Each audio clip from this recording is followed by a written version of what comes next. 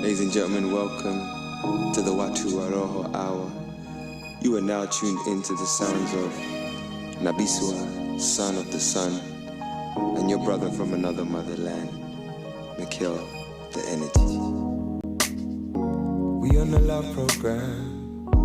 We on the love program. We on the love program. We on the love program. We on the love program. We on the love program, we on the love program. Nakumaisha. Breathe in, breathe out, breathe in, breathe out. Oh, sis, thank you so much for doing that. It's alright. I'm so excited. I kind of feel like I couldn't have said no anyway. Why not? Because you can always say no. Yeah, but what am I actually saying no for? Like, what would be my reason of saying no? You're right.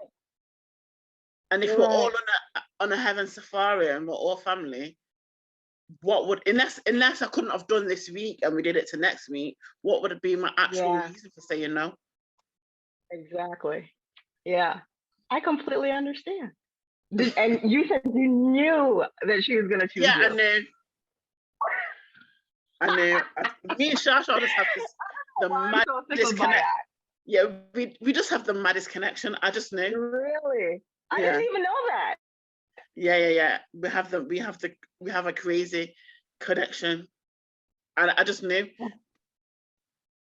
I love that. But I knew before she announced it. You what, sorry, babe? Before she announced it. Before she announced that she was with child and she was pregnant as well. Oh my gosh. Really? Yeah. Oh, I love that. I didn't say anything to her because it was still early days in our relationship, and I thought, am I being a bit ups? Am I being a bit too much? Exactly. But when I said to her, I knew. She said to me, I knew you knew. I knew you knew. Oh, I love that. I knew you knew. That's the connection right there. I knew you knew. And she said I was saying things that made her feel like, yes, she knows. Yeah, she knows. Exactly. Yeah, I want to thank you so much for doing this. Like, so much. I really. Are my lines right? We're good. Yay. Okay, cool. Yeah, we're good. We're good. Good to go. So I want to thank you, Sister Kamilah, for doing so. Oh gosh, I want to commend you for just the journey you've been on. I want to thank you for doing this On Rhythm interview. I am honored to have you in my space, and I just want to say, like, from one Clarendonian to the next, I am in love with you and your dimples, like. Thanks. And Shashar's dimples. Like, I'm my daughter has one dimple in one cheek, and I'm just like, I think it's so cute. But I love you and your energy, and your story is truly an inspiration to me. So I really want to thank you for accepting the challenge and coming to have a chat with me. Yeah. You're welcome. Thank you for having me in your space. I kind of feel like, even though I rep being a kind of Clarendonian, I kind of feel like a fake one. My mum used to call me a Jamaican when I was younger. Yeah. No, you see, I don't believe in all of that, because like, I have cousins who were born here who for them pot was stronger than mine. I don't that patwa card, it missed me. You see, when God was hanging, it missed me. Listen, as long as you can understand it. Of course. That's it. That's my baseline right there. It's as long as you can understand what I'm saying, then we all good. Thanks for making me feel better, sister. Thank you. No problem. Of course. And you know what? It's interesting that you say that too. Before we get into the interview, because that's one of the premises of what I want my creative love service to be. Like the whole Jamrock book / series thing. It's really an homage to my brothers and sisters who were born outside of Jamaica, and people telling them for all of their lives that they're not Jamaican. And in my interpretation, listen, if you grow up in a house with Jamaican parents, you are Jamaican. Period. Thanks, babe. In that door. No other. Listen, my mom always told me I'm not British. Exactly. She And your always mother's told me right. I'm not British, and she always told me that the British people then won't see me or accept me as British. Exactly. But So she also we called know me a where we get Jamaican. in. But sometimes you have to make bad things make jokes. So I can definitely say, that I've definitely witnessed and experienced some of that, because people tell me all the time I'm not Jamaican. I was born there. I grew up there. Went to high school there. Went to college there, and people still to this day will Oh, tell me really? that So I'm not Jamaican. So I completely understand. you spent a Completely. good amount of your years in Jamaica then for them to be still telling you you're not Jamaican. Yeah. Trust me, I have family members that to this day, and Yeah, friends that to this probably when day you make go to fun of me. Jamaica, you're foreign now, innit? You're a foreigner now, innit? Yeah. Yeah. Anyway, so I want to get into some of your background. Just tell us Hmm. who you are. We know you were born in England. Who you Hmm. are, where you're from. Just some of that. I am Kamilah, born and raised in Manchester, UK, unfortunately, not Manchester, Jamaica. My parents were both born in the UK, but both of Caribbean heritage. My Yeah. mom, she was conceived in Jamaica, and my grandma came here pregnant, so Nice. she claims Jamaican nationality. Yeah. Well, she did do. She's transitioned on now. And my dad was born in Leeds in the UK, and his parents are from St Kitts and Nevis. One from St Kitts, one from Oh, Nevis. nice. Yeah, I've never been though, but yeah. One from that's actually, I like that duality. One from St. Kitts, one from Nevis. I like that. That's nice. And do you have brothers and sisters? I do have brothers and sisters. I am the eldest, and I have one brother, one sister. Well, I have a lot of Oh, brothers and sisters. I have a lot of brothers and sisters, but that was in the same household as me. I have one yeah, brother. I love all my brothers and yeah. sisters, but the ones that we grew up in the same household and we come from That the makes same sense. room, we have a different relationship. Yeah, that makes complete sense. Yeah. It's funny. I have two brothers, but two biological brothers, I'll say. One is from my mom and one's from my dad. But I grew up in a house with both of them at different times, of course, because I'm 20 years older than my youngest brother. Oh So, wow. yeah, I'm my daddy was 15 not years. I'm playing. 15. Yeah. Well, I'm 15 years younger than my sister, who I grew up in the same household with. But on my paternal side, I'm 18 years older than. No, my sister's 15 years younger than me. I meant to say sorry. And on my Yeah. paternal side, I'm 18 years older than my brother, and I am about 25 years older than my sister, because my sister's actually 1 year younger than my son. Oh my gosh. Yeah, and Isn't she's that like something? to him, yeah, and I'm your auntie, and I'm like, yeah, but you're older than her son, so And I if you yeah. don't want to call her auntie, you don't Yes, have to. you really don't. You really do not have to. You really don't. So tell me a little bit about your origin story. Like, how did you get? What's your backstory with Mikkel? Because we all have that. How did your relationship with Mikkel and Cesarojo story? How did Start. that begin? So it started maybe a few years ago, and he was more of, as I call it, a pretty boy. Now he's more natural, unapologetic, but back then he was more cleaner in how he looked, and he didn't have his natty. He had a bald head, and I wasn't even following him then, but I would see people who I was following tag him in stuff, or share his things, or share his songs, and every now and again I'd go on his page and see what he was up to. And then I started listening to his podcast, Too High to Go Yeah. Hell, before I even started following him, and I was just like, whoa, like, this guy's speaking to my soul. Like, what he's saying is it's I didn't even know that people were out there that thought like that, like me, I felt like. And then Exactly. I started seeing him pop up again, this time before he used to wear a lot of baseball caps and fitted caps. This time he started, he was having the head wraps, and I was just like, oh, the Instagram handle had changed to something, to what it is now, kind of thing. And I seen that he was on a different journey. So I started following him, and I was just like, oh my gosh, this man is how I feel on the inside, but I'm not showing it. Like, this man, how he's living his life, if I was being more unapologetic, that's exactly how I would be living my life.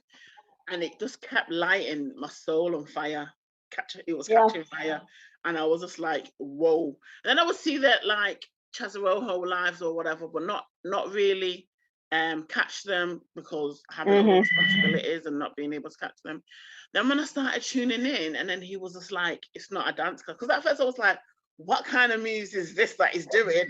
Like, he goes on live and does all of that, and he's in his little red, gold, and green thing that was, I know it from being famous because Rihanna had it on in the video, and I was just like, but it's his uniform, and he's just like Cesar Rojo's not a dance class, and I was just like, what is this? But what is it? But then the more I started watching it, and then when lockdown happened in the UK, and me and my son was watching it, my son loves Mikal. Stormzy used to be his favorite rapper. Now Mikal is. Now it's Mikal. Yeah, from Stormzy to Mikal, and we used to watch and do Chazaroho together, like a little ritual during the lockdown and stuff. So yeah, that's how my journey started. And then I saw the first 21-day challenge, which I'm guessing might have been the one that you was on. And I was oohing and ahhing about doing it, and then he had, like, started on a Sunday, but you had, like, till the Thursday to buy the tickets. And by the time I went to go buy the tickets, it was I was just all these different excuses, really, why I was oohing and ahhing, and I was apprehensive. And I remember it started in June. My son's birthday is June the 14th, and I think that was the day you guys had your first Sunday call, and I was just like, no, I can't really. See, I remember I can't be really starting this challenge when it's the day my son's birthday, and I don't even know what we're doing. And £21, I didn't think it was expensive, but then I was like, I'm going to be doing a barbecue for my son, and I'm going to be buying his presents, his clothes, and his this and his that. The £21 can go towards something else. And then and then I saw he was doing it again, and I was just like, I've got no excuses. And so I'm a coach, and the niche that I want to go down is self-love and I say female empowerment. However, today I had a male coach. I decided I wanted to serve women as a woman, especially black women. But then today I had a male client, and I realized how much men need this kind of space. I knew they needed a space, and I didn't think it was my portion. I didn't think I was the one to be able to provide that space. However, seeing how I was received in that space, and the email that I received afterwards about providing such space and being non-judgmental, I haven't even replied to the email because I didn't even know what to say. I was kind of thing. Kind of making me rethink my niche, actually, and opening up my services to men, to whoever need them, to be honest. I love that. However, I stopped because I'm on my own healing journey. Started off physically, which I'll go into in a minute if you ask me about it. And then I realized it's more than physically, it's emotionally, mentally, spiritually as well. And then I thought this 21-day self-love challenge was what I needed, because I needed to up my own self-love. I feel like the coaching industry is very oversaturated, and it's very full of false prophets and people claiming to be this. And I kind of feel like they're preying on vulnerable people. There's a lot of people that are in need of something, and there's a lot of people that are preying on people and kind of do as I say, not as I do. And I don't want to be that. I want to be authentic and run a business on integrity, authenticity, and just being unapologetically real. And so I felt I needed to deepen my own self-love journey. Yeah. And then I joined the challenge, and here I am today. And I mean, it's remarkable, because the question I was going to ask you after that is, how has Chesoroho changed your life? And I think you literally just went into that. Oh, sorry, am I reading your mind? Literally, without even knowing the question, you answered it. Because just seeing how you're able to adapt, and and of course. I'll expand on it and say, if I didn't have Chesoroho, I wouldn't have met you. If I didn't do Chesoroho, I wouldn't have met you. We wouldn't be sat here now. I wouldn't have the whole village of Wawara House, which I can't even explain how Wawara House makes me feel, so don't even ask me, because I don't think there's enough words to succinctly put it how it makes me feel. You kind of have to be in it to know it, kind of thing. I try to explain it to people, and I feel like I'm rambling on, because it's kind of, I tell you what it is. Wawara House is an answered prayer. That would be the best and succinct, the most succinct way to explain it. It's a village that my heart has been wanting for years, and for a very long time felt like I wouldn't be able to find. You know, and thankfully I'm grateful for this pandemic for being able to have this time to indulge in such a virtual village, because I'm one of them people that will ignore my phone. Yeah, so, me too. Me too. I'm definitely that person. Yeah, I'm ridiculous to me. So that's what Chesoroho was done. And then that's what I say. Yes, I love that. And how have you been able to continue the practice throughout your daily life? So I'll be honest, it has been a journey of, well, healing isn't linear, as you may know yourself. Yes. And so exactly. it has been an up and down, back and forth journey of staying on rhythm. That is because of my own self-love journey, and in all honesty, not feeling worthy, knowing that I am worthy, but not feeling worthy of living in heaven in the now. Oh, I know exactly. Living in my highest intention, not feeling worthy of living the life I know I was put here on this earth to live. Yep. And it's been a constant battle with myself internally there. I definitely, I identify with that so much. Because I feel like, to what you said earlier about, seeing Mikkel do this Chesoroho thing for the first time, you have no experience with it. You're like, what the hell is happening here? And then it hits you. You're like, well, he's doing what I want to be doing. Like, he is literally living my truth. Why can't I do that? and you know what the maddest thing is? When I first started doing Chesoroho, even though I'm in my yard and it's just me and my son, or just me by myself, I was self-conscious about freeing up myself, freeing up my body, and playing with. No one can see me. It's not like me and Mikkel, I'm live on Mikkel's thing. No, he's not watching me back, and I'm not supposed to be watching him, because I'm supposed to be getting on with my own. Yeah. I completely identify with that. Like, I was telling Shar, man, I started in the dark in my kitchen at 2 o'clock in the morning. Yeah, I heard you. No, like, why is your heart beating? Because the cat moved past and the automatic light came on. Like, one night I almost had a heart attack because the light came on, and I'm thinking, oh my God, somebody got up. And I mean, it's only my husband and my kid in the house, but it's like the cat walks past the light and it trips the sensor, and the light comes on, and I'm in a full-scale panic. And it's only your husband and your husband and your daughter, who you live with anyway. Exactly. So it took a minute for me to settle in, to say, okay, why is this not okay for me? Why? Exactly that. Why is this not okay?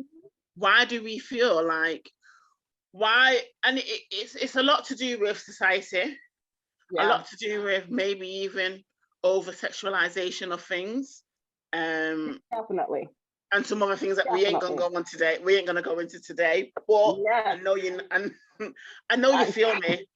I do. Man, do I.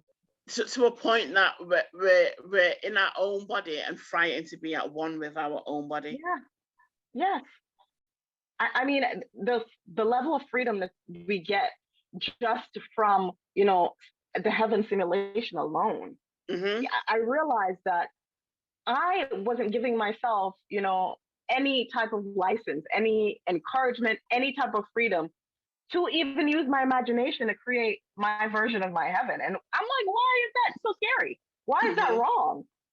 You know, exactly. I remember when we were in school and you would see kids just sitting there and the teacher would berate them for daydreaming. Yeah. And I used to feel like, why can't I daydream? Right. And you know, even what you're saying in terms of permission, one thing that Mikhail says is that he's given us permission to be ourselves. He likes to hand out permission slips. And even on the third challenge, I did the second challenge. On the third challenge, that's just the one that's just gone. Mikhail was asking for mentors, and I spoke to him about being a mentor on there, and he said he was like, he would love for me to be a mentor. And then he was like, I give you permission to exit yourself. Wow, mate. In my 35 years of living, I've never been given permission to exit myself. I didn't know what to do. I didn't know how to act. After been telling you to all my life, you're too upped, you're too north, you're too inner, you're too exit. Now I'm getting permission to be exit. Oh no. Which I want to say I didn't know how to act. I didn't know how to act. You know, it's so funny for me because I felt the exact same way. Like, I'll never forget. We're having our one-on-ones, and my one-on-one with Mikhail. For those of you who don't know, Mikhail is my mentor and also my spiritual health coach. And we have sessions, but because of the time difference, my coaching session is at midnight. You know, my time. So I usually I'm rearing to go because I'm still kind of like, you know, I haven't like exited my day. So I'm still like pumped up with energy. And this particular day, I literally had so much excess energy because I was working on, you know, creating on rhythm and what the structure would look like and all that good stuff.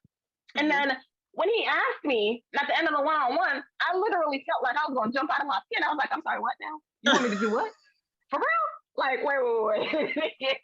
Who, me? Hold up now. I'm sorry. You would like me to do what? Right. I felt like I literally went around telling everyone that's important to me. Like, listen, I feel like I have reached a level in my, you know, in my, I've plateaued. Okay. Remember that Bashman song, higher level, and the dance, higher level. Exactly. It felt like all of the work that I had been doing, you know what I mean? It was recognized and it was appreciated. And it wasn't like someone was judging me, you know, because of the things that I choose to subscribe to, or, you know, the fact that, you know, I talk about heaven, but I don't subscribe to traditional, you know, religion. That's actually baffling for people. And I can't understand why. It's kind of like, you know, okay, I'm spiritual. Why do I have to subscribe to something that was, you know, you're being indoctrinated into by another human being? Why can't I just, you know, go off of what my natural instincts are telling me? And I think, you know, we are all experiencing different things, especially with our love services and, you know, trying to essentially coexist with the, as I like to call them, the muggles, the outside world, who don't understand what the hell is going on in here. And that's fine because it's not for everybody. I'm gonna tell you that right now. If you cannot be honest with yourself, if you cannot be, you know, comfortable in your skin to say, I need work or I need to be worked on, then Royal House is not for you. You know, if you cannot be honest with your opinions and your emotions, your thoughts, your intentions, your practice, all of that, if you don't know what your type is, I was just about to say you're tight, but I was waiting for you to finish. Yeah, basically. Yeah, it ain't for you, and that's okay. But we are here to embrace you regardless. Lovingly. Exactly. No matter where you live. Exactly. No matter where you're from or who you are. No, yeah. Just one stipulation. You just have to be of the same hue, not the same shade, but you just have to be from the African diaspora. That's it. We like that the space that we've created. We can celebrate that, and we don't. It's unapologetically. Exactly that. Exactly. Yes. And that son Mary had a little lamb. Listen, where the money resides. I love that video. It's one of my favorites. I swear. Like, I watch it constantly. Yeah. Same. So I want to talk about your love service. Like, tell me about your love service and how it came about and what brought you along this journey to get to this point. So my love service is me offering coaching sessions to members of Royal House. And how did it get to that? So I've been a part of the house for not quite a year, I don't know how long, but nearly a year. And obviously, as you know, on the challenge, you're supposed to do a love service, and I didn't know what my love service would be. I didn't know how, in all honesty, because I obviously did the challenge and then I joined the wider Royal House.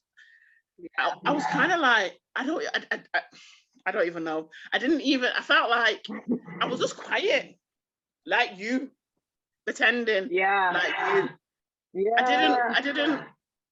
I didn't. I was just, I attended other people's love services, and that was kind of my thing. That was my way of showing up for other people. Like, that was my love service, was showing up for other people at that time, because I didn't know exactly how I was going to do my love service, or if it would be okay. Even though I knew Royal House was this space for you to be yourself and do yourself and be accepted, I still had old programming I've been told, like I said before, I'm too much, and I've been told by people, fellow sisters, basically that my energy and intimidates them, and Royal House, my energy intimidates them, basically, and so I've purposely dimmed myself down, not to make other people feel uncomfortable. And so being in Royal House, where I was celebrated, and even when I wasn't really saying anything, verbalizing it, I would say little things in the chat, or I'm quite an observant person, so I would observe little things and say little things to people, and those kind of things were picked up, or I'll say little liners, and I just think that I might be just adding a little 2 cents, but people used to think it was profound, and I was just like, I ain't even said it, I haven't even opened my mouth yet, good kind of thing. So it was really a profound journey, to be honest, and journey of acceptance of myself, and I'm still on that journey of acceptance of myself anyway. This time around, the challenge has just gone again, and for a while now, I've been wanting to restart my coaching since the beginning of the year, to be honest. And one reason after another. So obviously, I mentioned about my physical health before. I was 3 years ago, nearly 4 years ago. No, wait, what year? 2018. I was diagnosed with a benign brain tumor, and it's basically here, and it affects me differently daily, and it affects my central nervous system. About, I don't know how many weeks ago, it was sometime in April anyway, a couple of weeks ago, I was told that it had grown. I knew myself, I had an MRI in February, my last MRI was last January, and I was told that it had grown. Not a lot, by 2 millimeters, but that's 2 millimeters it's in my brain, where it is and how it's affecting my hormones and my central nervous system, etc. It is a lot. And so one of the things, I have short-term memory loss, is one of my symptoms, and another one is sometimes which is part of the short-term memory loss, I can lose my trail of thought sometimes, and I'm quite normally an articulate person, but sometimes because I'm losing my trail of thought or I've got short-term memory loss, I can start stuttering or forget what I need to say. And obviously that had knocked my confidence, especially because I know I do public speaking, and I know that I'm a great orator.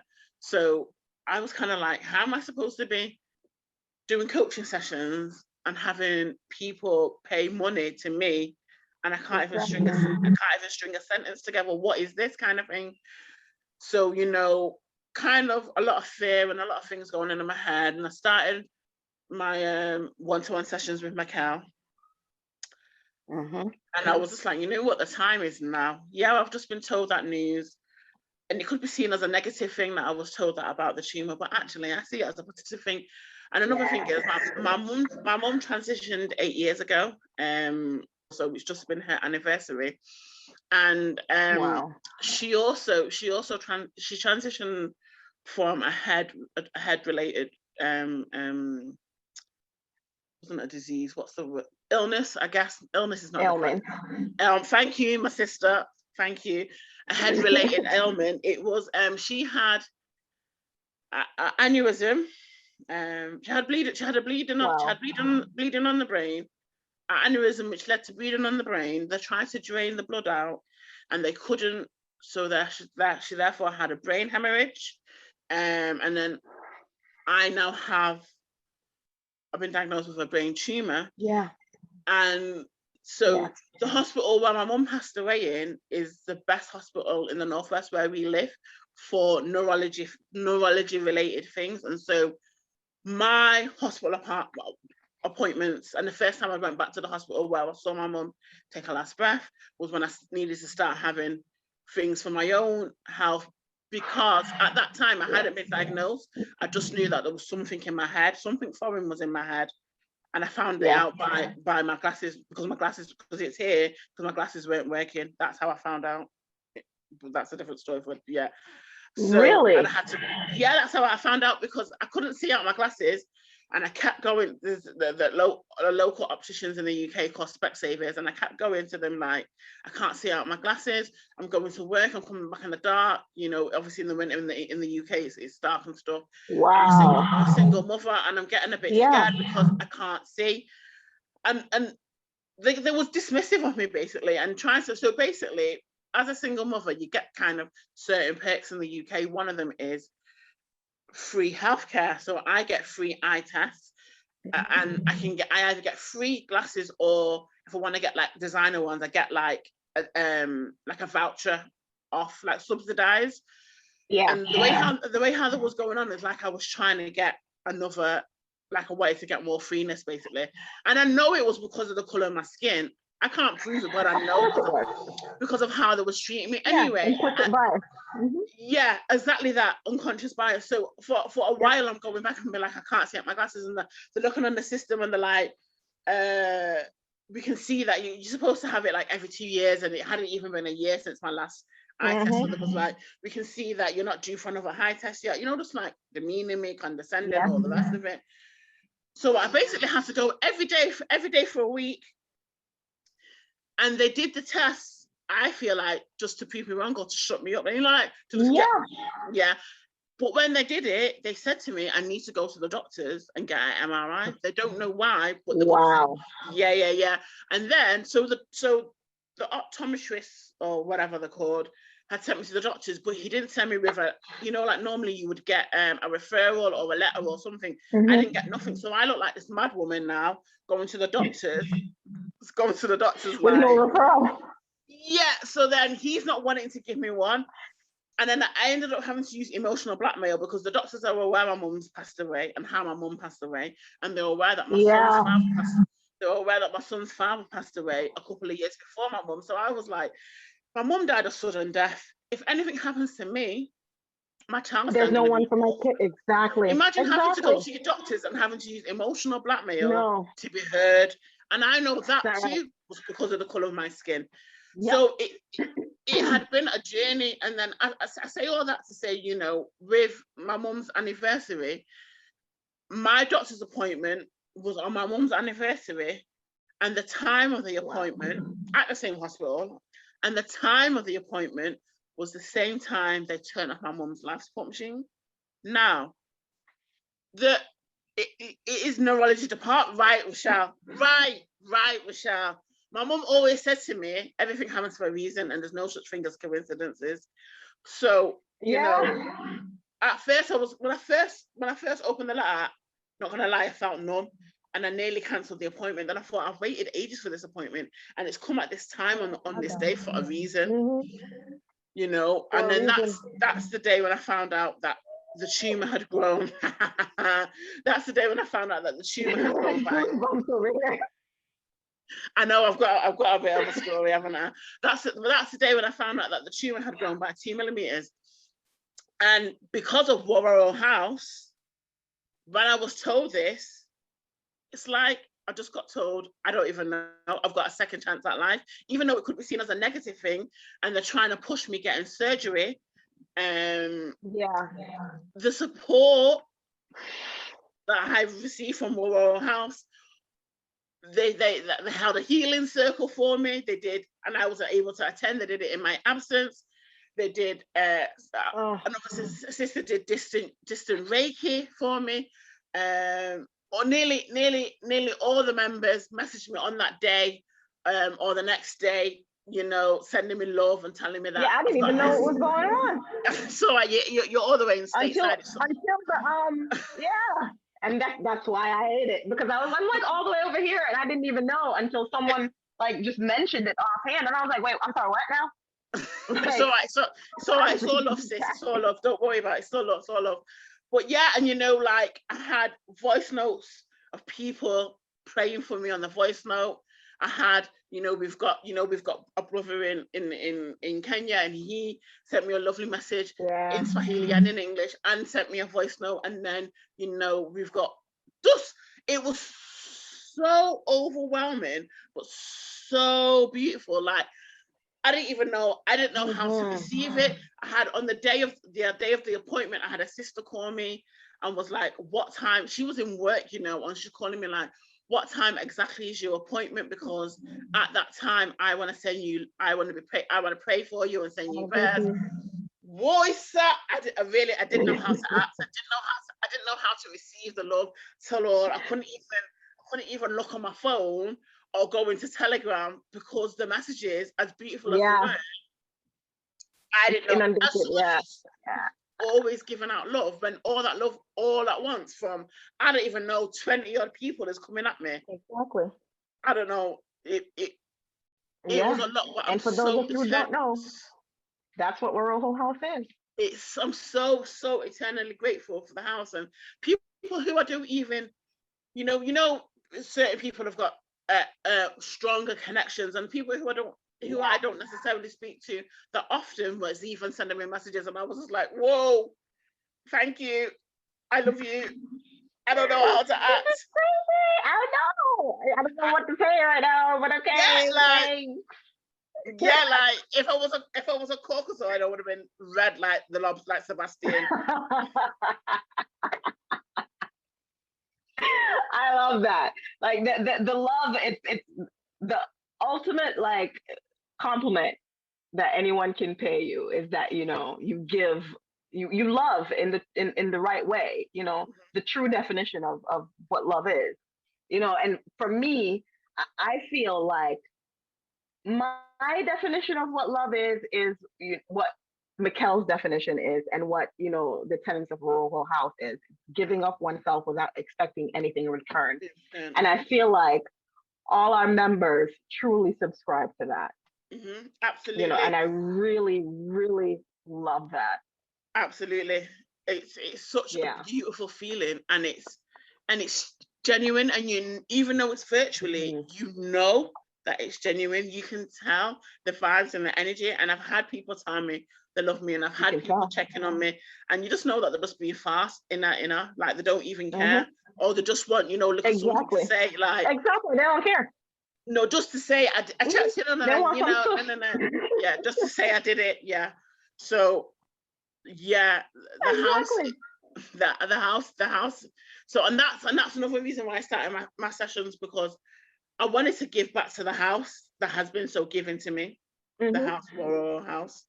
And so I started them back this week, in fact, and I've had quite a few sessions. Yeah, it's been amazing. And I was a bit apprehensive as to if I'd be able to be professional with my people then, because it's a different setting. But I know. I was worried about that too. Yeah, and I can chat, so you know, but I was able to do what I had to do, and the sessions have all been received. The sessions have all been received well, you know, and that's the main thing, really. Yes, exactly. And what role does Chesaroho play in your love service? What role does Chesaroho play in my love service? I don't know, because Chesaroho is more a personal thing, and my love service is me giving back to others. To be honest, Chesaroho, I guess, allows me to be myself, so I can give of myself to others. It allows me to be authentic, so I can give authenticity to others. Yeah, and it shifts, you know. And it's kind of a trick question, isn't it? Oh, you've got some editing. You've got some editing to do. Bless you. That's actually my favorite part, so that's okay. Really, yeah, I'm looking forward to watching the edit of this. Actually, I'm not gonna lie, I like editing a lot. It's throughout this whole process of me getting into Oral House, there's some things that I realized that I have talent for that I didn't even think about doing, or like that I would ever enjoy. And I'm gonna be honest, editing, I can see myself spending all day in the editing bit and not even realize that I've been there. Really? I can definitely see that. So I know this is my interview. Definitely see that. I know this is my interview, but I've got one question to ask you. Who's going to interview you for On Rhythm? Wait, whenever you say it. My girl started stuttering, you know. No, but you can't do all of these.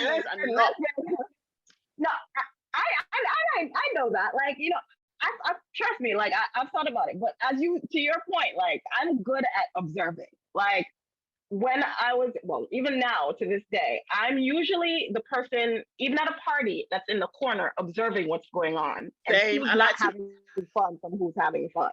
I like to read energy and I like to read people. Yeah. Same. Yeah. And I'm, you know, I was that girl in school that would, much to the chagrin of my still best friend from high school, Charlene. Hey, Cher, I know you're watching. But much to her chagrin. Hey, Michelle's best friend. Hey, bestie. She would say, "Yo, why you like picking up strays, yo?" And it's not a compliment. It's like, yo, she's like, you find the person who's like the quietest, most awkward, like just like the nerdiest person. Me too, but they're so interesting, and they've got a story. Me too, Michelle. Oh my gosh. They've got a story, and I'm like, yo, that's really the most interesting person in the room, in it. Yes.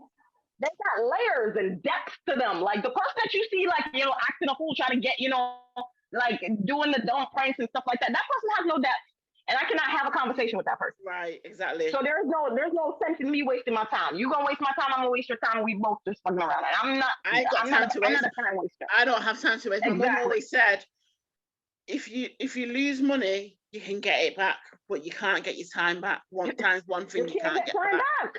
I don't like small talk. Exactly. It really makes me feel uneasy. Me either. Small talk. I don't have time for it. I don't even know how to do small talk. I do not. Yeah, like let's talk about something real. Let's talk about something that's, you know, of some importance. Like if you don't have and it's funny because my friends will tell me, like, you have a weird way of bringing things back. Like even the most random things, I'll bring it back to like a life lesson, or, you know, why you should pay attention, or why everything is a lesson. Thank you. And that's why I'm like, yo, everything is a lesson. Like, you're gonna step on that ant right now. What if that ant could step on you? Like, I'm just saying. You gotta think about it like that. Everything's a lesson. Even the situation with my health, I call it a gift. If I didn't have what's going on in my house, I probably wouldn't have found my house, and I probably wouldn't be sat here now. You're right. And I wouldn't have. And if I'm being, go on, sorry, if I'm being 100% honest, when you said that during one of our Sunday reflections, and when you said that, it inspired me to and I know people are probably going to watch this and say, yo, why should bring everything back to Jamrock? And it's because Jamrock is going to be a movement. Jamrock is going to be something that, you know, gets people employed in Jamaica, and it's going to be something that takes our culture worldwide in a way that it's never been done before. I can see it behind your head. Okay. I can see your little vision board. I can see Jamrock. Exactly. Get with it or get lost. That's all I'm saying. However, when you said that, I literally changed one of the storylines in my book / script, because I was like, yo, this is some dope. I feel honored. Like listen, there's some people in Rojo House gonna be like, yo, this guy is ripping off my storyline. Like Michaela's a whole character, like, you know, one of the main characters in it, like, you know, like Obadiah and Shar, like their love service and basically they're in it. Like, and then one of the characters, well, Mikkel's character and his brother, like, essentially their mom was supposed to pass away. She was supposed to transition. And I couldn't figure out what would be impactful enough, and I couldn't figure out, like, why this would make sense. I just knew what had to happen. And then I knew that Mikkel's character would be a genius from birth. You know what I mean? Like, they're all pretty much geniuses, but it's also kind of a question of, is this nurture versus nature? These kids have privilege. Their parents have the money to put them in these situations where they can expand and explore. So, you know, they do become the top of top, the elite. And, you know, Mikkel's character goes off to college early because his mom is diagnosed with a brain tumor. And because of her tumor, it opens him up to Mikkel, the energy. You know what I mean? Like, it's kind of like, yeah. The character's name is Marcus, and basically him and his brothers have, you know, Marcus Martin and what's the M? Marcus Martin and Malcolm. You know, after the three big M's. I was gonna ask if it was gonna be Malcolm. Yeah. And essentially, like, yeah, I have this whole crazy idea that, you know, his older brother Amel would be play one of his brothers, and then, you know, Ashley. I know, it's crazy. Ashley Walters would play their older brother. So it's like this whole, like, world. But why not? Exactly. And the whole premise of why Mikkel the energy, you know, comes through as his alter ego, because that's how I have now, you know, is because his mom took him on a spiritual journey after finding out that this was an issue when he was 11. And because of that, when the doctor when he was 11, and you know, when he was 11. My son is 11 now. Yeah. And we've been on That's crazy. We've been on Jamrock. He turned 11 when you started the challenge. So he's nearly 12. So we've been on this. Exactly. Look at that. Exactly. Amazing. Look at that. You are amazing. And no, sis, trust me, because I'm not even gonna lie. When I thought about it, I was like, yo, if Kamila can go through that and I still smile and laugh and carry our good vibes through the day and still say, yo, sis, don't worry, everything's gonna be all right. Like, why am I complaining? Because I ain't got shit to complain about. Like, in the grand scheme of things, you do. You just have a different type of shit than I do. It's just a different type of shit. Yeah. But let's not diminish your journey, because it's just as important.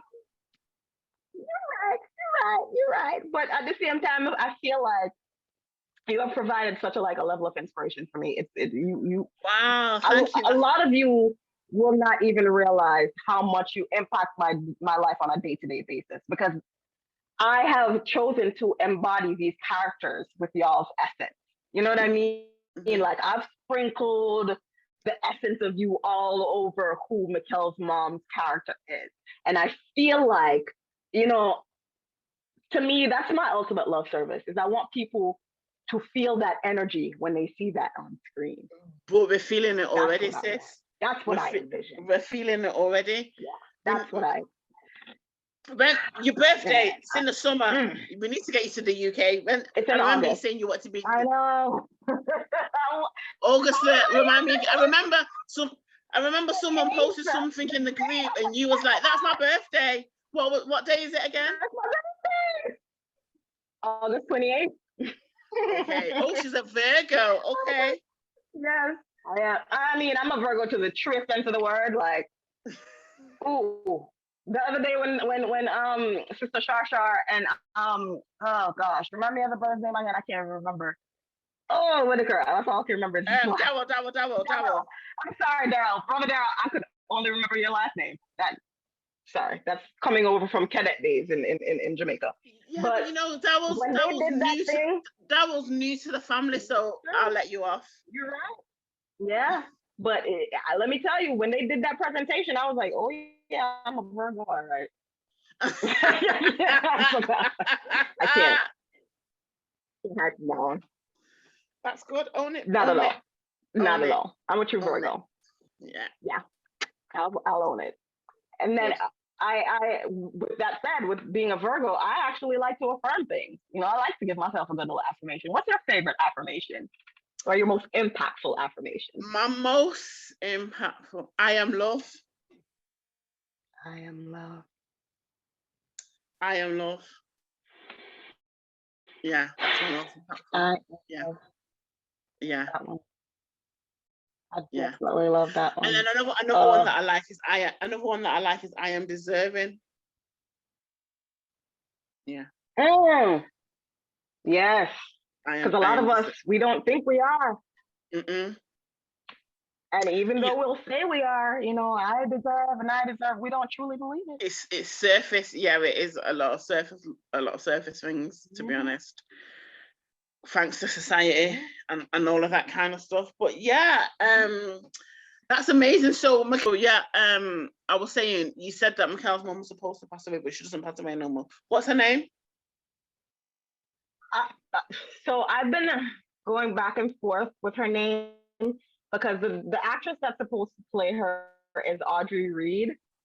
And that's the lady from Dancehall Queen. I know it's great. Don't even try it. I know exactly who it is. Thank you. So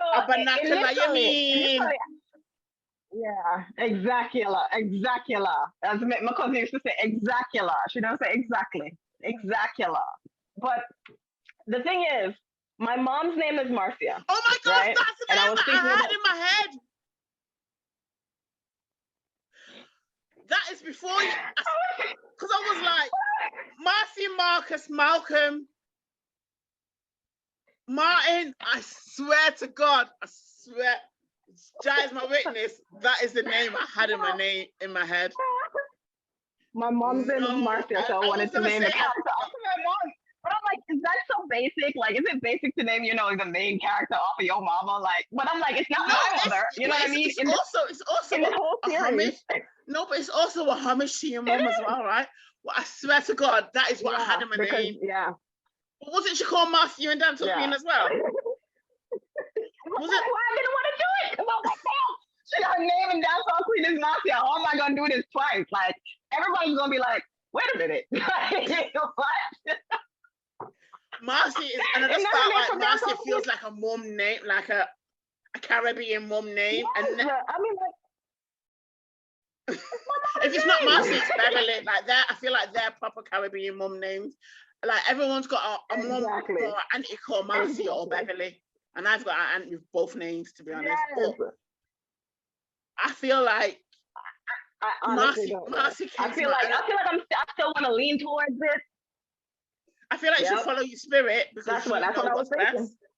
And so what if Dancehall Queen? Do you know how many people are going to read your book and don't even know what Dancehall Queen is? No, you're right.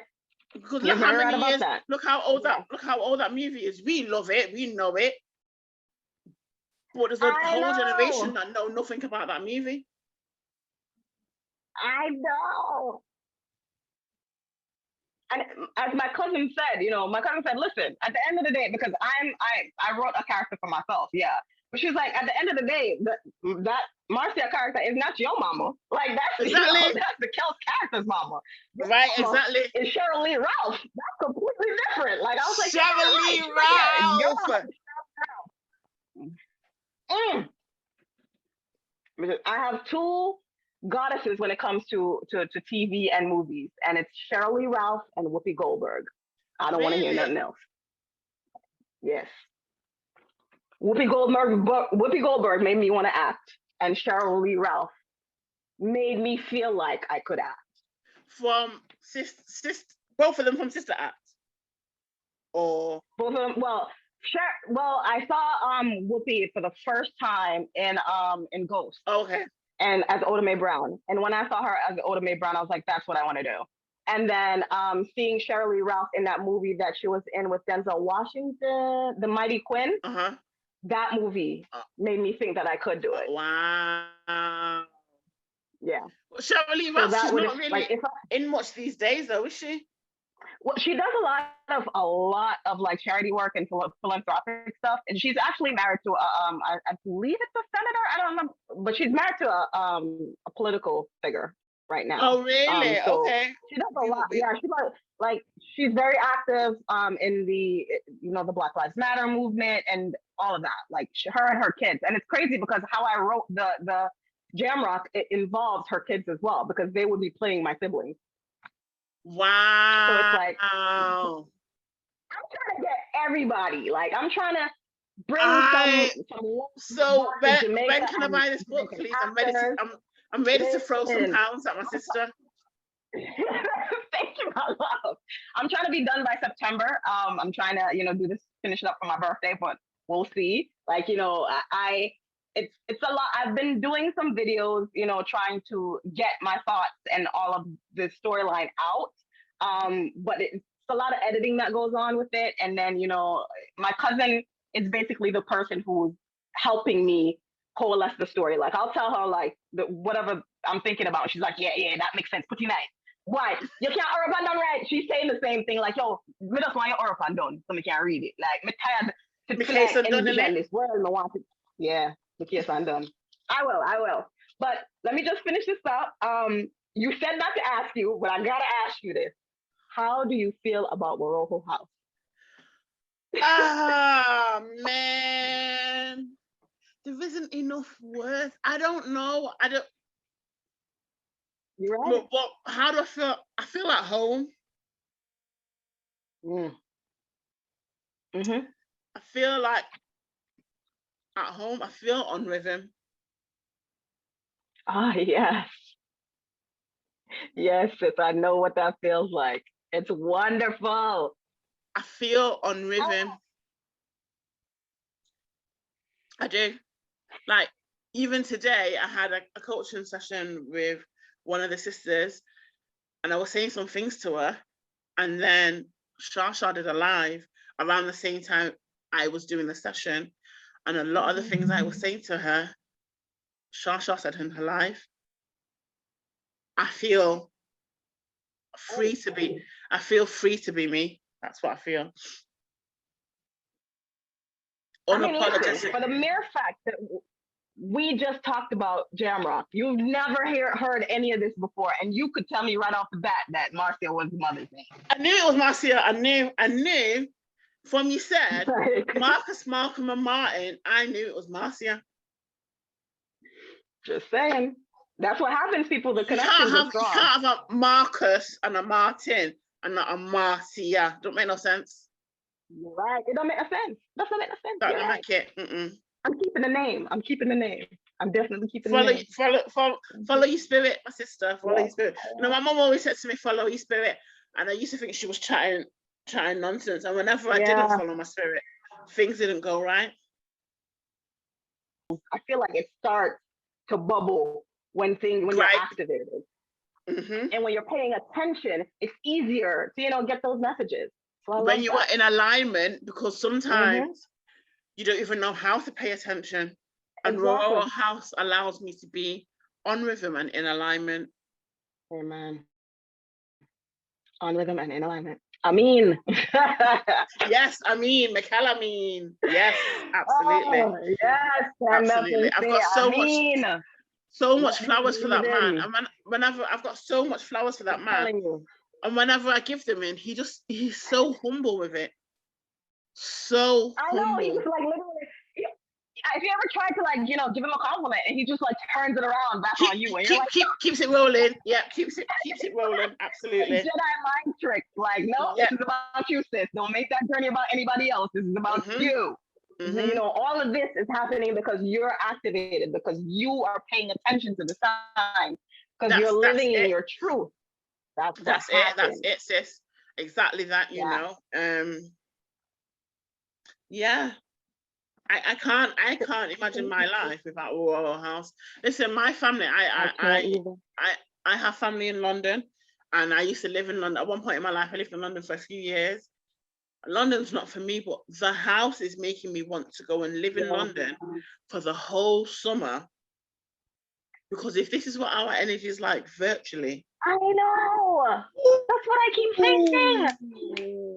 I'm like, yo, if we're making all of these connections virtually, like on Zoom and on Instagram and WhatsApp and Telegram and all of these, platforms, and now that we have, our Teams portal, like, what can happen if we're all there? Like, I want to do On Rhythm live. Like, I want to be, and have like, some of our rural brothers and sisters in the room. Like a question and like a question and answer session. Like at the end, like that's what I envision. Like, and I understand that, a lot of people think that what we're doing is weird or out there, but we embrace that.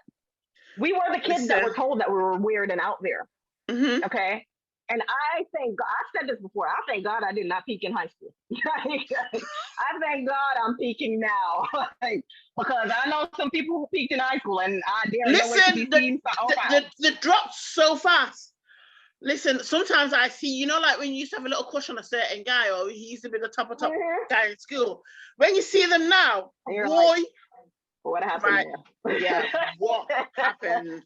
And you see that the women that they're with, the women, and I'm just like, whoa. And it actually gives you a lot of perspective when you say, I may have not been paying attention to the signs, but I think I may have been on rhythm all along. Yes, we just weren't aware. Absolutely. Yeah. Not that we weren't paying attention to the signs, we weren't aware, so we didn't know what signs to pay attention to, And thank God for Royal House. Yeah. Now we know. Heaven survive. We on the love program. We on the love program. Woo! So now, with that said, who is your nominee? Like, my nominee is Sister Tazaki. That's what I'm nominating.